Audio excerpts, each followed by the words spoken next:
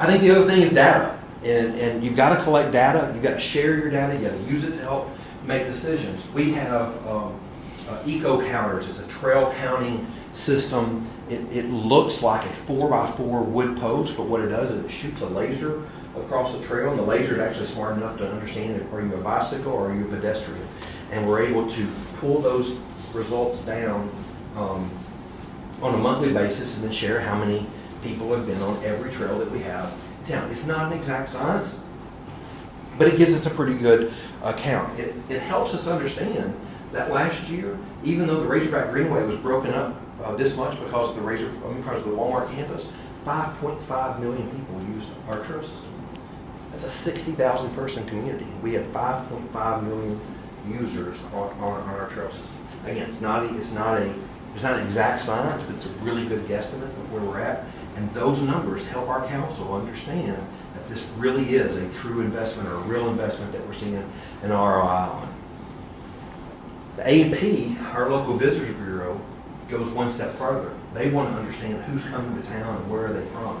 So the people that are coming to our community, they know that the top states of folks that are coming from Oklahoma, they're coming from Texas, they're coming from Missouri, they're coming from Kansas, even a little bit of Tennessee. They can draw that circle and understand where people are coming from. That helps them make decisions on where to advertise and to promote Bentonville as a great cycling destination.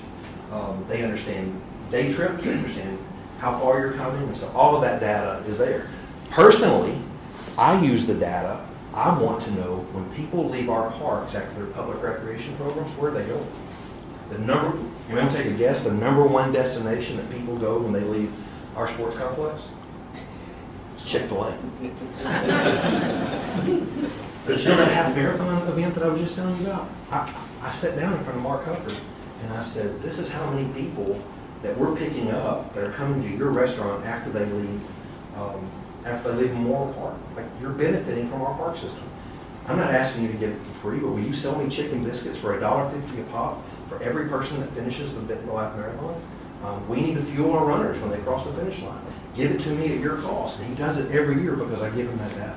That is important. Collect it, use it to your advantage, help you make the best informed decisions as you do it. And there's all kinds of different ways you can do it. I think right now, we've been using Eco Counter for years, but Placer AI is changing the world in how you collect data. And I know there's a lot of negatives about AI, and that's a different conversation in itself. But for us, just tracking how many people are using our parks, how many people are walking through the Christmas lights, how many people and where are they from are using our network, it's doing a lot of benefit for us.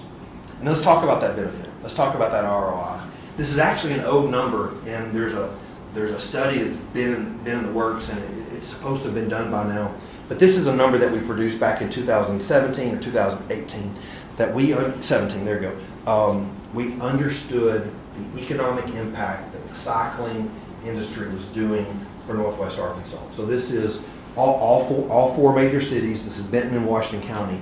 But what we knew is that $137 million a year was the economic impact from what we've been doing from a bike network. Now, 137 is a big number because there's health benefits in there as well, and that's really hard to measure. It's hard for city councils to see the value in some of that at times.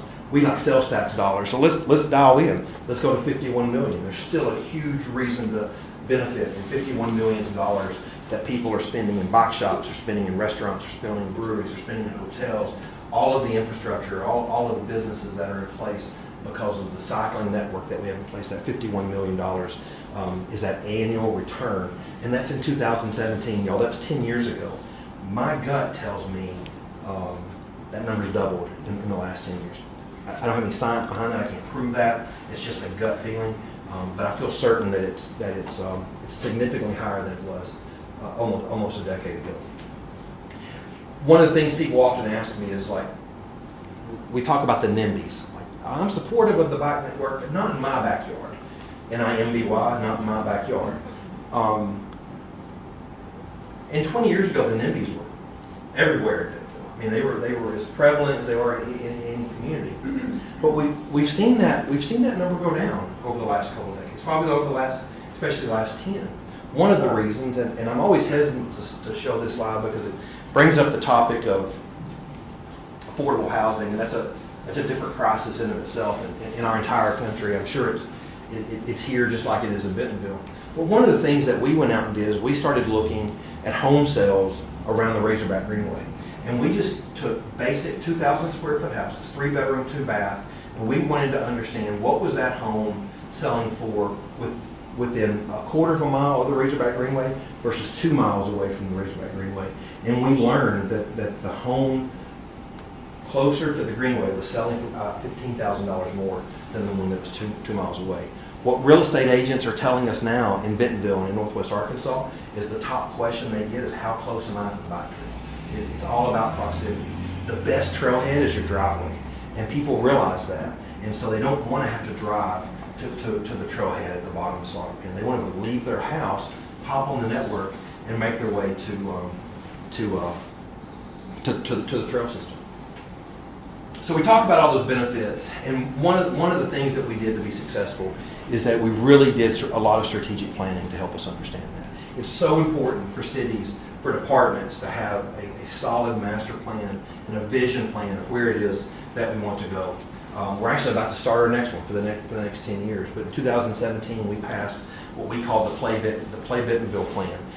There were 4 main visions that came out of that Bentonville plan. We talked about one. We talked about building a looped trail system, a multi-use path that circled the community, very similar to the Minneapolis Grand Rams. That's kind of the model that we use. And so we talked about the 4 quadrants of our community and having them equal and equitable as far as the types of parks and the amount of park space that was in each of those. We talked about the enhancement. There were some parks that needed some love. There were parks that had been there for 40 or 50 years, and how do we start enhancing old parks, but how do we start building new parks to meet the needs of our residents?